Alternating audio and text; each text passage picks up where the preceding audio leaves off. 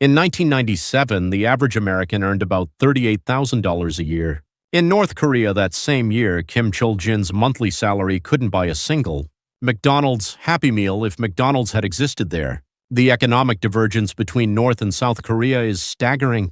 Same language, same cultural heritage, separated for just 50 years. One side built Samsung, Hyundai, and LG. The other stripped mountains bare for firewood and returned to subsistence farming. Kim watched his neighbors die while South Korean radio broadcasts advertised consumer goods he couldn't even conceptualize. When your economy collapses so completely that currency becomes worthless, only three things matter: gold, dollars, and the willingness to risk everything. This is economic catastrophe at the human level, told through the eyes of a man who chose market economics over ideology, even when it meant becoming a criminal. Subscribe to see how economic systems shape human destinies. These aren't just policies, they're life and death. My name is Kim Chul-jin. I spent my entire life in Gimhwa County, Gangwon, province just north of the military demarcation line. I'm 68 now. Back then, I was in my mid-40s, right in my prime working years. Do you remember the Korean War, the barley hump season? When people stripped pine bark, soaked it in water, and ate arrowroot to survive? Well, what I lived through in the late 1990s. North Korea's arduous march was worse, much worse. My village was near the front lines, so they said our rations were better than most. But by the mid-90s, the distribution center shut down for good. We hadn't seen rice in over 6 months. Every morning, my 14-year-old son clutched his stomach. "Dad, I can't get up. It hurts too much." Too much pine bark had blocked him up. When the pain got unbearable, when his body seized, my wife used a stick to dig it out. What father could watch that and not break? That's when I learned what it means to cry blood. I was the people's unit leader, like a neighborhood chief here. Every morning I went door to door. "Let's go to the grain production battle for the general." That's what I was supposed to say. But when I opened those doors, all I saw were neighbors lying on the floor like corpses, too weak to move. "Comrade leader, please." I can barely stand. My legs are shaking. I held the hand of an old woman, nothing but bones, and bowed my head. "I understand. Rest today. I'll handle it with the higher-ups." As I left, I heard her sigh behind me. It cut through me like a knife. At the market, rice prices were through the roof. For ordinary people like us, it was impossible. Our monthly salary? It couldn't even buy a bundle of corn noodles. Just worthless scraps of paper. The state told us to be self-reliant, find our own way to survive. But every tree had been chopped down for firewood. The mountains were bare. Not a blade of grass left. While South Korea built its economy in the 60s and 70s, we were going backwards straight into the Stone Age. The hunger wasn't even the worst part. It was the sound that tortured us. Our village was so close to the front that on clear nights, South Korean broadcasts came through loud and clear. "Dear North Korean compatriots, this is Free Korea. Tonight in Seoul, the weather is." A woman's voice, bright and warm, carried over the wind. Then came the music. On the southbound Hanam line in the pouring rain. When that trot melody floated in, people in the village turned off their lights, crawled under their blankets, and held their breath. Outright, we cursed it propaganda from American puppets. But inside, everyone listened. How could the South sing songs like that? If people were starving and barefoot like they told us, doubt started to creep in, especially on nights when the smell of cooking rice drifted over like a phantom. It drove us mad. Just over that mountain, just past that fence. White rice and meat soup right there. One evening, my mother, bedridden and frail, called me over. "Chul-jin, do you hear that?" She was listening to a South Korean pop song, faint but unmistakable. "Before I die, I want to see the people who sing those songs. Your father's cousin, he got separated during the war. He's somewhere down there." Tears pooled in her eyes. I wiped them away, speechless. All I could do was hold her thin, bony hand. My chest ached with guilt. I'd never been able to give her the life she deserved. Back then, South Korea was heaven so close. We could almost touch it, yet impossible to reach. A cruel hope that tested us every single night. If only we couldn't see it, couldn't hear it. But it was right there, blazing bright, just out of reach. That night seemed like any other. Or at least I wanted to believe it was. I finished my rounds as unit leader and headed home late. Under the moonlight, the village looked pitiful. Not a single chimney had smoke coming out. Inside, my wife handed me a bowl of watery corn porridge. Barely any kernels, just salted water, really. "What about you?" "I already ate." "Go ahead." Her sunken eyes told me she was lying. but I was too hungry to resist. I drank it down like an animal. I felt like one too. Then I heard voices outside. Security agents passing by, maybe? Something didn't feel right. I set down my spoon and looked out. The house below ours, Sundal's family. They were the most honest people in the village, but there'd been no sign of them for days. A terrible feeling crawled down my spine. I rushed over. The door was wide open. A foul smell hit me.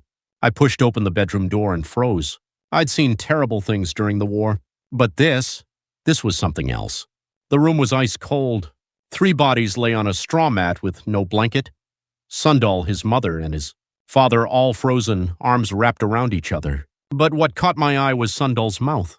Black dirt smeared around it. An empty bowl sat by his head. I stepped closer. My blood turned to ice. The last thing the boy ate wasn't food. It was chunks of dirt from the wall. He'd been so hungry he scraped the mud off and swallowed it. His stomach filled with soil, and then he died. A scream tore out of me. This isn't living. This isn't living. At that moment, a South Korean broadcast crackled to life again. My beloved hometown, when did I leave you behind? The song Spring of My Hometown echoed through the night sky, and there in front of me lay a child with dirt in his mouth. Something inside me shattered. Decades of belief in the party, the leader, the fatherland, none of it mattered in the face of this death. Someone grabbed my shoulder hard. "Comrade, what are you doing here? Get out. Now." The security agent's cold voice cut through the air. His boots thudded on the floor. He glanced around the room and clicked his tongue. Starved to death again. People these days have no mental strength. You unit leader, get rid of this. Bury them before morning. Don't let this mess bring down the neighborhood morale. A family was dead, wiped out, and to him they were just trash to be cleared away. I clenched my fists. Rage burned through me. But what could I do? All I could manage was a bow. Understood. That dawn, I carried Sundal's family up the frozen hillside with 2 other men. The ground was hard as stone. We dug a shallow pit and buried them. Sundal, I'm sorry. I couldn't even give you a bowl of rice. Tears froze on my cheeks like icicles. Then I thought of my mother back home. A dark premonition circled overhead like a crow. I threw down the pickaxe and ran. When I got home, I heard labored breathing through the drafty door. My mother. She'd stopped eating days ago. She didn't even have the strength to open her eyes. "Mother, I'm here." "It's Chuljin." I grabbed her hand. It was cold rough like dried wood. She'd worked her whole life, never complained. And now just skin and bone, barely breathing.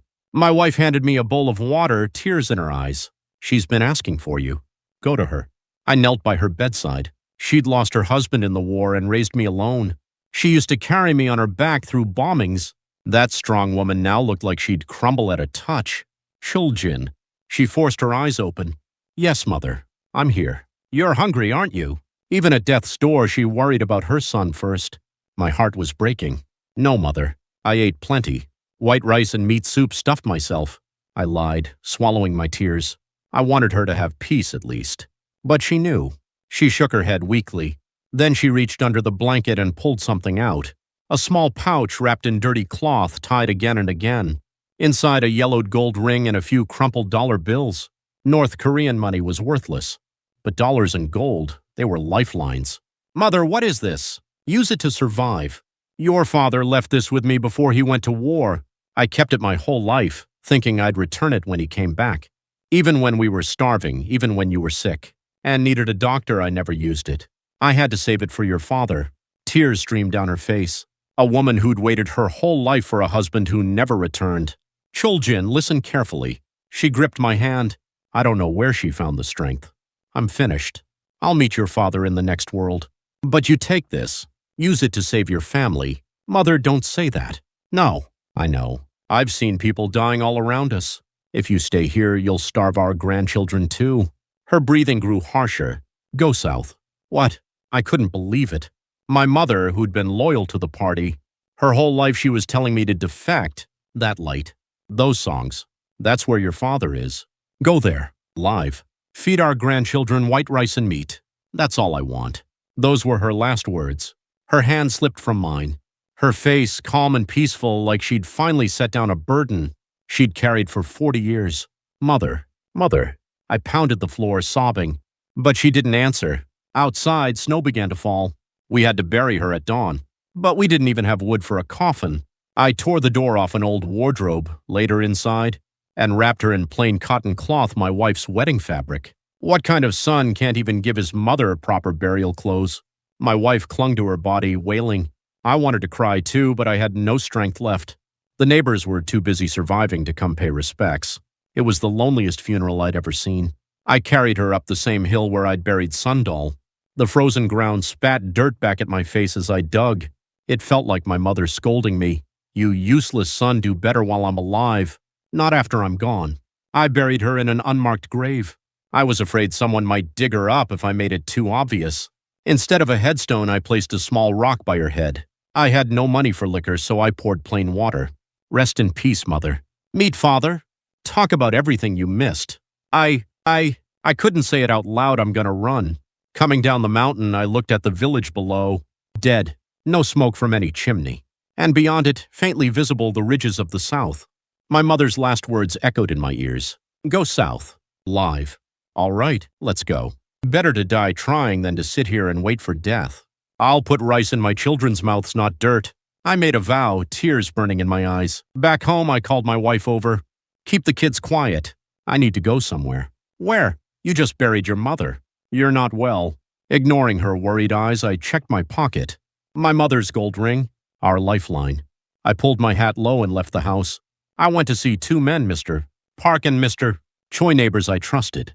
Men who were starving just like us. Come to my house tonight. Midnight. Tell no one. Unit leader, what's going on? You'll see. It's life or death. They saw the steel in my eyes and nodded. That night, under a moonless sky, the three family heads gathered in my room. A single oil lamp flickered. Tension filled the air. I locked the door and spoke in a low, firm voice. Comrades, do we starve here or do we find a way to live? Silence. Then from outside, a dog barked. We froze, terrified someone was listening. The barking stopped. I crept to the door and peeked through a crack in the paper. Just tree branches swaying in the wind. No one there. I let out a long breath. The other two relaxed slightly. We'd known each other our whole lives. But in those days, you couldn't trust anyone, not even family. One wrong word and you'd be dragged to a camp. But I had no choice. I had to speak.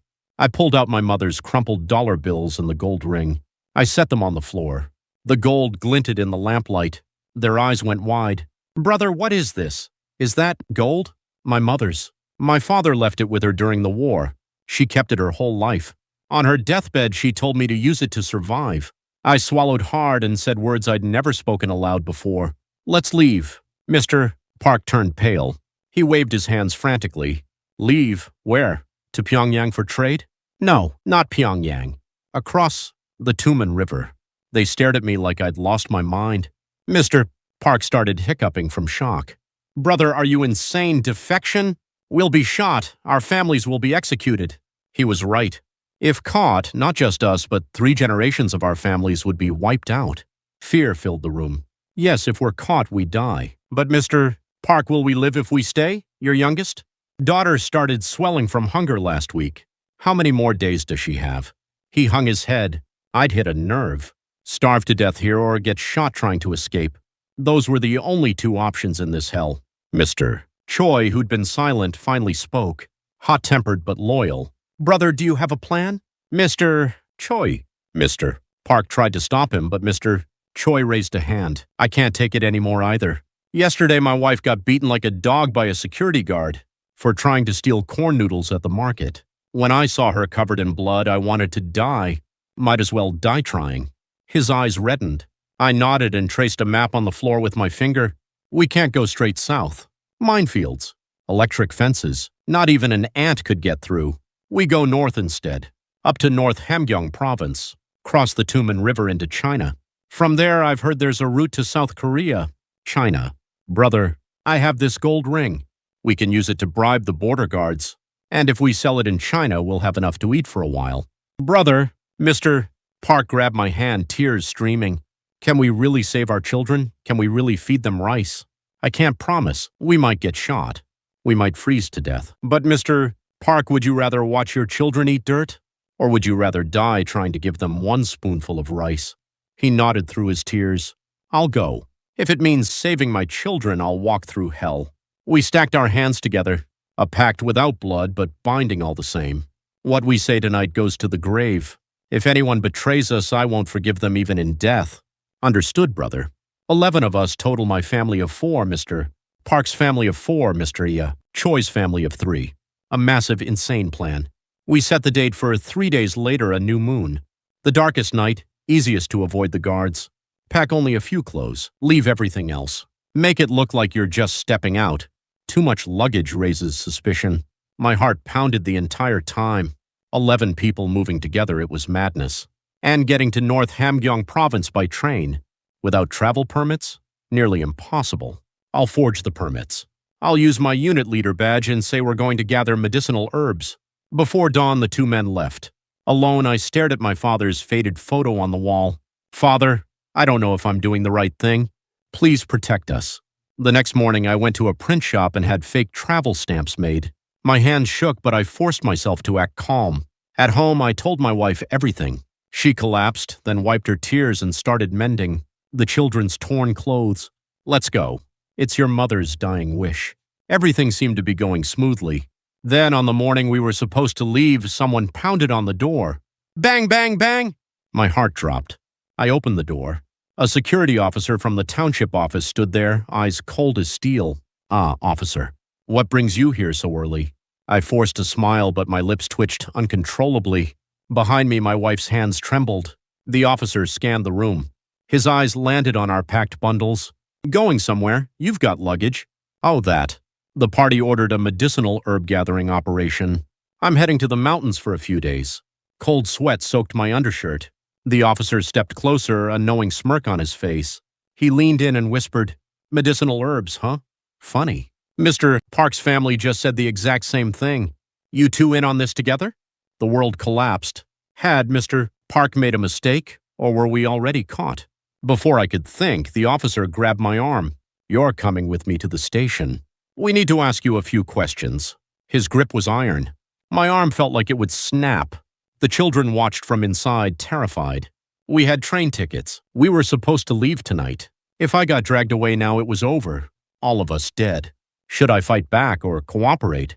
If I cracked here, all 11 of us would die. I forced myself to laugh. "Officer, you're being too harsh. I was actually about to bring you something valuable." Good timing. I shot my wife a look. Trembling, she retrieved something from a jar in the corner. My prized possession snake liquor I'd been saving. "This here I was planning to bring you wild ginseng from the mountains. But for now, take this. It's cold out there. You work so hard." I popped the lid. The sharp scent of alcohol filled the room. The officer's nose twitched. He had a weakness for liquor. Well, unit leader. If you had something this good, you should have offered it sooner." I convinced Mr. Park to come with me. His family and mine were barely surviving. If we go to the mountains and dig up some roots, at least we won't starve. When I get back, I'll fill your rice jar too. Just look the other way this time. The officer took the bottle, glanced around, and cleared his throat. All right, if you say so. But if you come back empty-handed, I won't let it slide. Got it? Of course. Don't worry. The moment he left, my legs gave out. I collapsed on the floor. 10 years of my life gone in that moment. As soon as he disappeared, I grabbed my wife. "We leave now. Right now. If he changes his mind and comes back, we're finished." Our bags were already packed. A few clothes, some roasted corn flour for emergency rations, and a jug of water. That was everything we owned. Before leaving, I looked around one last time. The house my father built. The persimmon tree in the yard. The dented cauldron. Everything I'd ever known. I went to the backyard where the empty jar sat overturned. I knelt and bowed deeply toward the mountain. "Father, Mother, your unworthy son is leaving. I'm sorry I couldn't protect this land. Please forgive me. When reunification comes? When it comes, I'll run back here first. I'll pour you a drink." Tears dripped onto the dirt. My wife sobbed beside me. Leaving home felt like cutting out half my soul. Is this what our elders felt when they became refugees? "Dad, let's go." I'm scared. My 14-year-old son tugged my sleeve. I wiped my tears and stood. "All right, let's go. And we'll come back. Alive." The meeting point was behind the train station near an old warehouse. In the darkness, Mr. Park's family and Mr. Choi's family appeared like shadows. Their faces were pale with fear. "Brother, are we really doing this?" "Keep your voice down. From now on, we're strangers." On the train, don't acknowledge each other. Don't even make eye contact. We meet again in Chongjin, North Hamgyong Province. Got it? To hide the fact that 11 of us were traveling together, we split into 3 groups. The station was chaos. Street children sprawled on the ground. People with bundles fought to board first. The train windows shattered, patched with wooden boards, looked ready to fall apart. Get on, hurry! The station master blew his whistle. People crammed in like cargo. My family squeezed into a car. It was hell inside. Packed tight, no room to breathe, sweat stench, crying children. Not even space to lay down a newspaper. We crouched in a corner near the bathroom. Through the window, I watched my hometown slip away. Somewhere in that direction was my village. Goodbye, my homeland. The train lurched forward. A hollow ache opened in my chest. There was no going back now. The train crawled north like a turtle. Power shortages made it stop and start constantly. A journey that should have taken 1 day stretched into 3 nights. Hunger, cold, and the terror of being discovered. Inspection officers and soldiers patrolled the train, constantly checking documents. Comrade, let me see your papers. Where are you headed? A rough-looking soldier stood in front of me.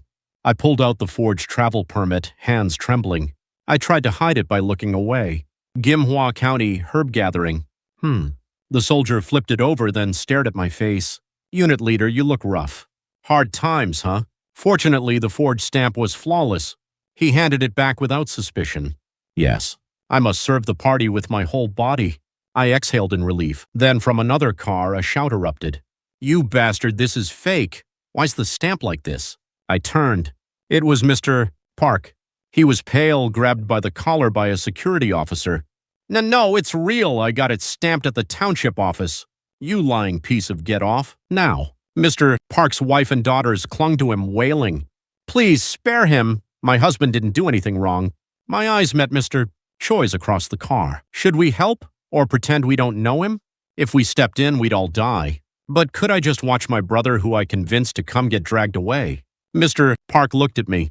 His eyes said it all. Brother, pretend you don't know me. Take care of my family. The train was slowing down. At the next station, Mr. Park would be pulled off. And that would be the end. I clenched my jaw. In my pocket, I felt my mother's gold ring, my last lifeline. If I used it, I might be able to save him. But then we'd have nothing left to cross the border. What do I do? What do I do? Suddenly, the train screeched to a halt. People lurched forward. In the chaos, Mr. Park wrenched free and jumped out the window. Stop! Catch him! The officer pulled out a gun and aimed at the window. Bang, bang, bang! Gunshots tore through the train. Women screamed. Mr. Park's figure disappeared into the darkness. I didn't know if he'd been hit or if he'd escaped.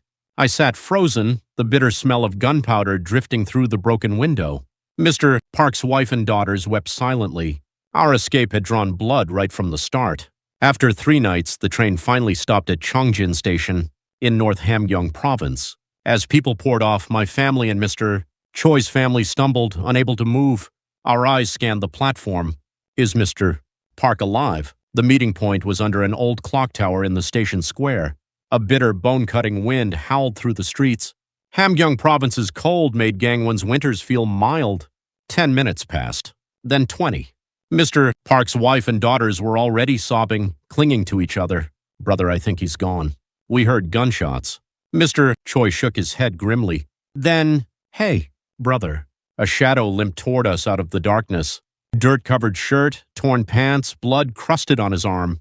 Mr. Park, or his ghost risen from hell. Mr. Park! We rushed over and grabbed him. You're alive. You're alive. Heck, I couldn't die. Who'd feed my kids if I died? So I rolled through the snow and survived. He was laughing, but tears streamed down his face. His leg was badly injured from the jump, but we were too overwhelmed with relief to care. All 11 of us miraculously reunited. We loaded Mr.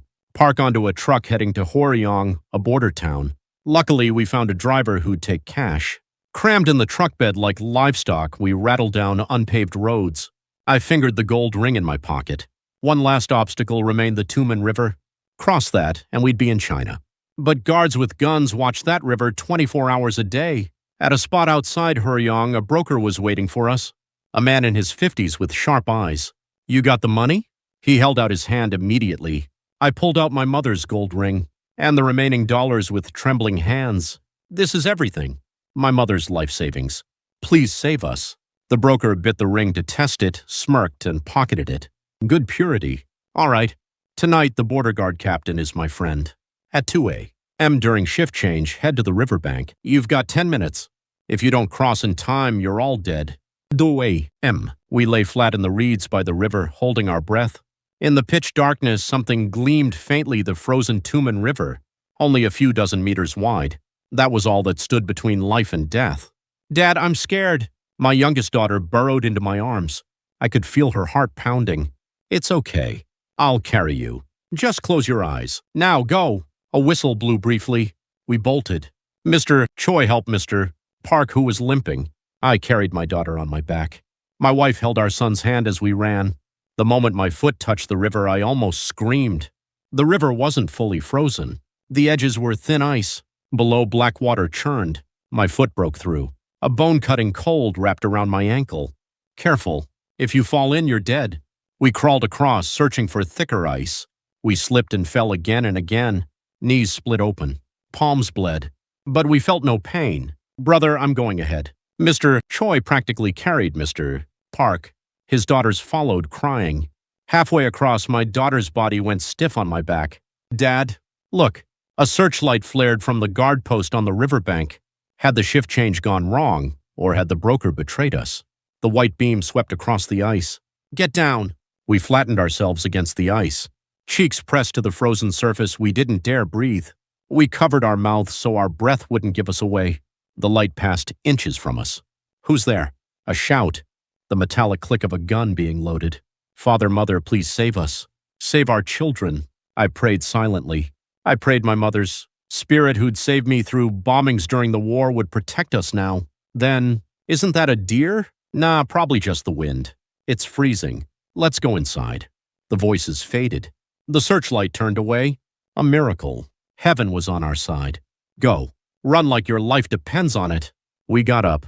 We squeezed out the last of our strength.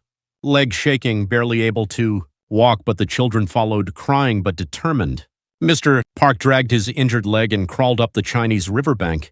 Thorns tore our clothes and skin, but we didn't stop. Finally, all 11 of us made it into the forest on the other side. Gasping for breath, we turned back. Across the river, the searchlight still danced over the ice. We'd done it. We'd escaped North Korea. We're alive. We're alive. My wife threw her arms around me and sobbed. I held her and wept. Was this freedom? Could we finally eat rice? But the relief didn't last long. Rustling sounds came from deep in the forest.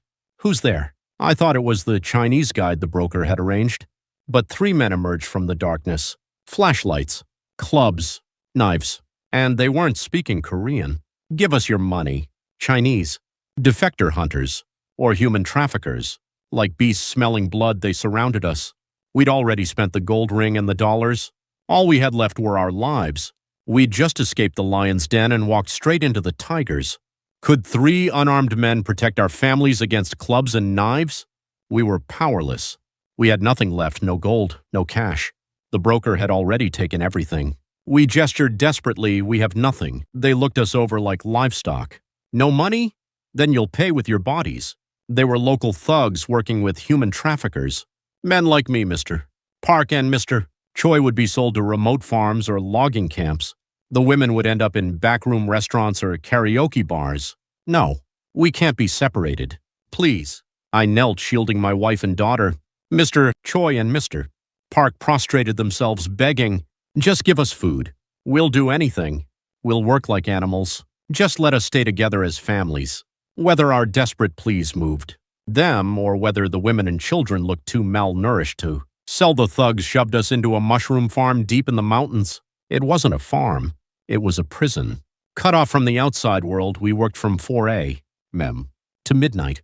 No wages. Just 2 bowls of watery corn porridge a day.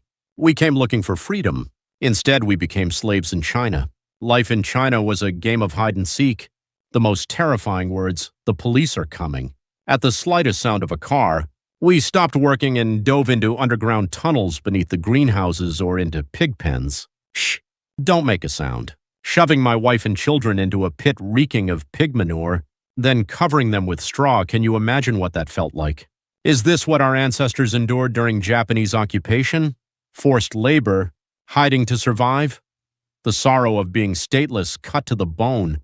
We couldn't even speak freely. One word in a North Korean accent and we'd be reported. We lived like mutes, communicating with hand signals and glances.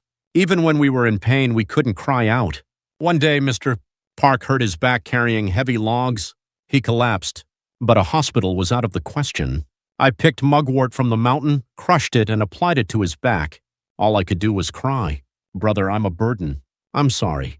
Don't say that. We promised we'd survive together. We relied on each other's warmth to get through the cold nights. Lying on styrofoam on a dirt floor in the corner of a greenhouse, I missed home. Even though we were hungry back then, at least. I had my own house, my own room, my own bed. Is this what it means to be human? I soaked my pillow with tears every night. But even in that hell, there was one ray of light. An elderly Korean-Chinese woman who secretly brought us food. Mrs. Choi, who lived near the farm, saw our condition and clicked her tongue. Oh, how did you end up like this? My parents are from Gyeongsang province. I can't just stand by. At night, she'd sneak us boiled potatoes, kimchi, warm white rice wrapped in cloth. Eat. You have to eat to survive. We're the same blood. We have to help each other. The taste of that white rice and red cabbage kimchi, I'll never forget it. I put a piece of kimchi in my mouth, and suddenly I thought of my mother. My throat closed up. I couldn't swallow.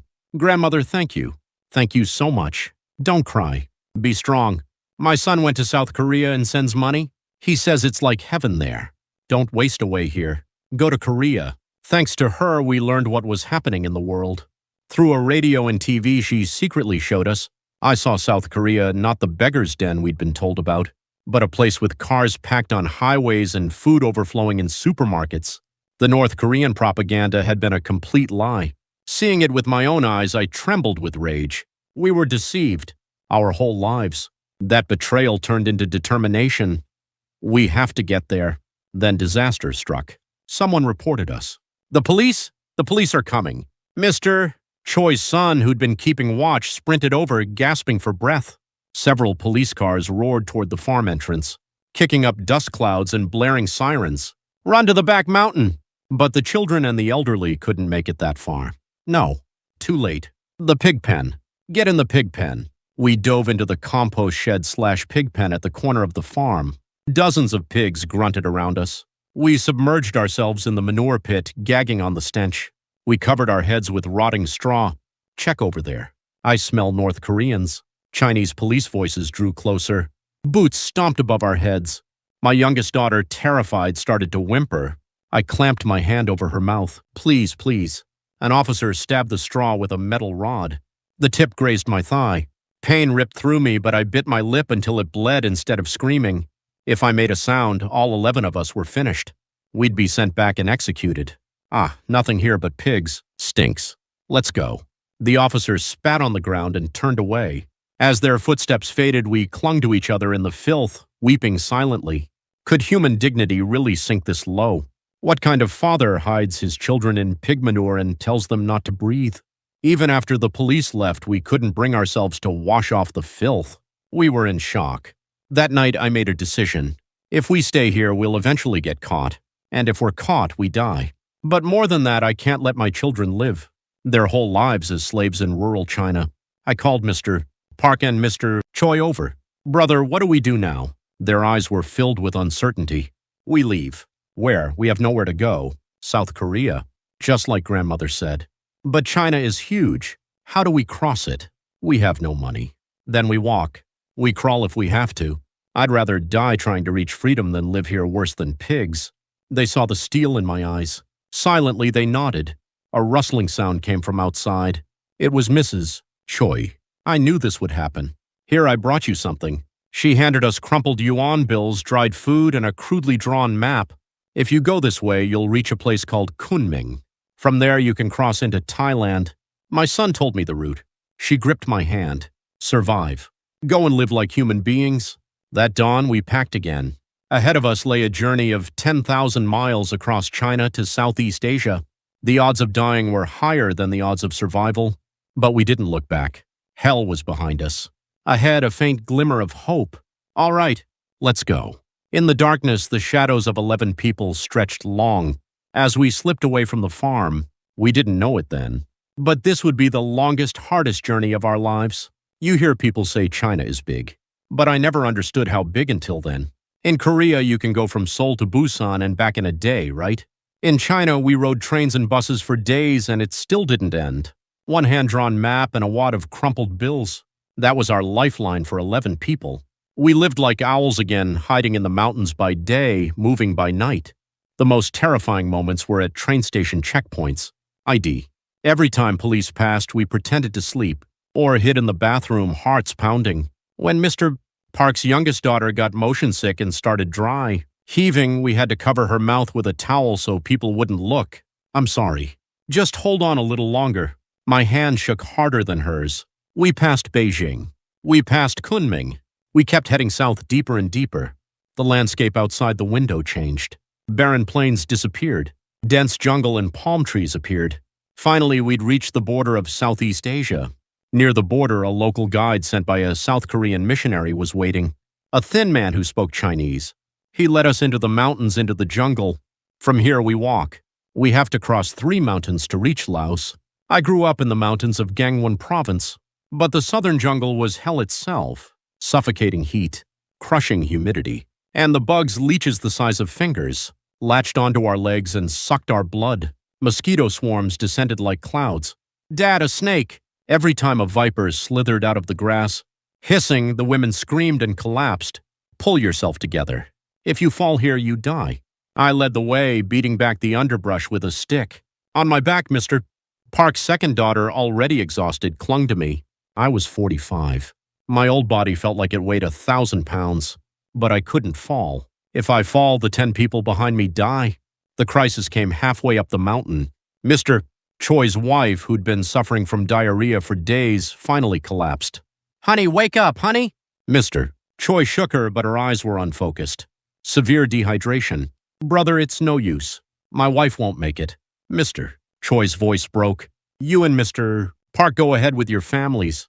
I'll stay here with my wife. We'll die here. Silence fell. The guide tapped his watch, urging us to hurry. Coldly speaking, maybe leaving Mr. Choi and his wife behind was the right choice. But who were we? We were brothers who'd been through life and death together since Gimhwa County. We'd sworn an oath. I shouted. What kind of bullshit is that? We'd die together or live together, that's what we said. Mr. Choi, you carry your wife. I'll take your load. Mr. Park, you watch the kids. Brother, get up. We're going to South Korea to eat rice, aren't we? You gonna turn your wife into a ghost here? My barking brought him back. Mr. Choi wiped his tears and lifted his wife onto his back. Mr. Park and I were shaking too, but we pushed and pulled each other up that mountain. Our parents during the Korean War must have felt this way, unable to abandon their children, unable to leave their neighbors. That bond that Jong lifted us back up. We crossed mountain after mountain and finally reached Laos. But we couldn't relax. Rumors said Lao police would send us back to North Korea if they caught us. We didn't stop. We took another vehicle toward the Mekong River, the border with Thailand. DSP, Mem. The Mekong River flowed like a black monster, easily a kilometer wide. Cross that river and you're in Thailand. Freedom. A small boat waited at the shore. Hurry, get in. If the patrol boat comes, we're all dead. The boat was far too small for 11 people. The edges dipped dangerously close to the water. God, Buddha, please save us. No one asked us to pray. We all folded our hands. The boat moved toward the middle of the river. The motor roared into the night. Then, a searchlight. A fast-moving boat approaching. A Lao patrol. Get down. Don't lift your heads. The boatman cranked the motor to full speed. The boat rocked violently. Stop! A loudspeaker blared. If we got caught here, after coming this far. The past months flashed through my mind. My mother's grave. Sundal starved to death. The pig pen. The jungle. I couldn't get caught now. Hold on tight. I pulled my wife and children close. If it came to it, I'd jump into the river and die before going back north. Thud. The boat hit the shore. Thailand. We'd outrun the patrol by a hair. We scrambled off the boat and ran into the forest along the riverbank. Moments later, Thai police cars arrived, sirens wailing. Normally, you'd run from police, but here, it was the opposite. We walked toward the police cars, hands raised. Korea. South Korea. Help me. Thai police got out and surrounded us. They handcuffed us. Click. Cold metal on my wrists. In North Korea or China, handcuffs meant death. But in Thailand, they meant safety. They wouldn't send us back. They'd take us to an immigration detention center. Sitting in the back of the police car, I looked up at the night sky. The stars were so bright. The same stars I used to see in Gimhwa County. Honey, did we survive? Are we really alive? My wife leaned on my shoulder and sobbed. Yes, we're alive. No more starving. No more hiding. I held her and cried. Mr. Park, Mr. Choi, the children we all embraced and wept. That night, the Thai police holding cell echoed with our cries. Not tears of sorrow, tears of rebirth. Do you remember the first time you got on a plane? Boarding a flight from Bangkok to South Korea, I hesitated, thinking I had to take off my shoes, when the flight attendant smiled and said, "You can just get on." My face burned with embarrassment. Flying through the night sky, we arrived over Incheon Airport. My wife, staring out the window, grabbed my hand and gasped. Honey, look. It's like stars fell onto the ground. It was Seoul's night skyline. The faint, distant South Korean lights I used to see from the mountaintop in North Korea. I was flying straight into them. Our pitch-dark hometown versus this dazzling sea of light. It was blinding. When the plane's wheels touched the runway with a thud, tears spilled down my face. Father, mother, Choljin made it. I finally set foot on South Korean soil. All 11 of us got off the plane, knelt, and kissed the ground. People passing by stared, but we didn't care. After investigations and resettlement training, we took our first steps into society. The first place I ran to was a big supermarket. The automatic doors slid open, whoosh, and I collapsed on the spot. Mountains of rice sacks, gleaming white rice overflowing in every restaurant, meat everywhere. In North Korea, people died for a handful of rice.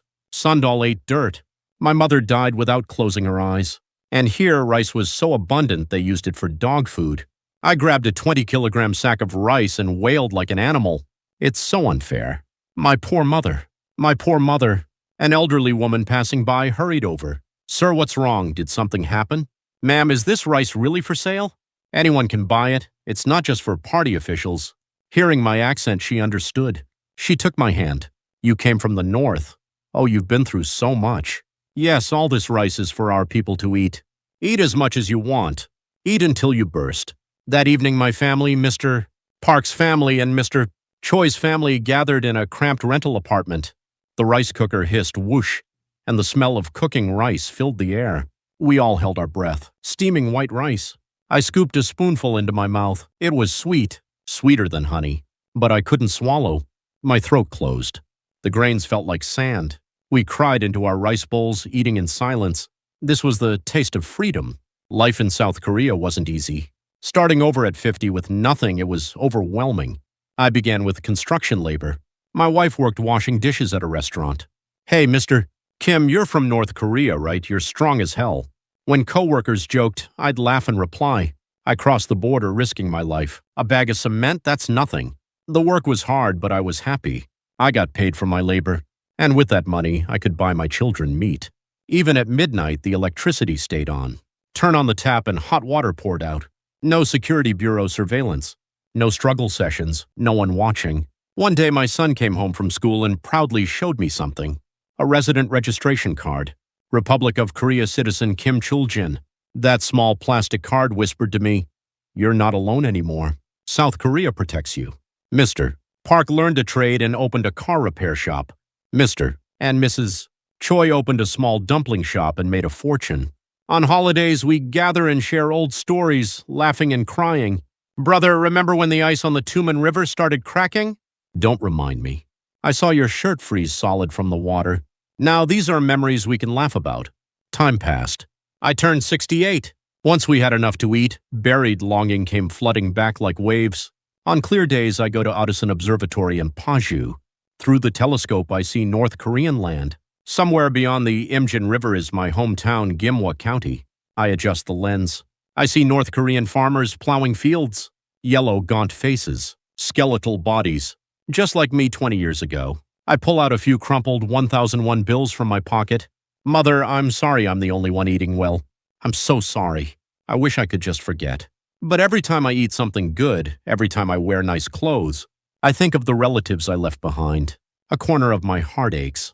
This might be the burden defectors carry for life. Dad, you came here again? My son, now grown and working at a big company, puts his arm around my shoulder. No, just cold out. Many of you lost family in the North during the Korean War, didn't you? Now I understand how you feel. So close, yet impossible to reach. A longing that cuts to the bone. Ladies and gentlemen, elders of this land, I learned how to live like a human being in South Korea. Thank you to the government that welcomed me. To the market lady who gave me an extra bowl of soup and said, "You've been through a lot."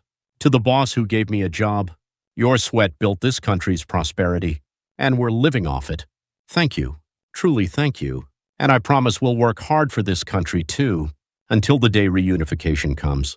Thank you.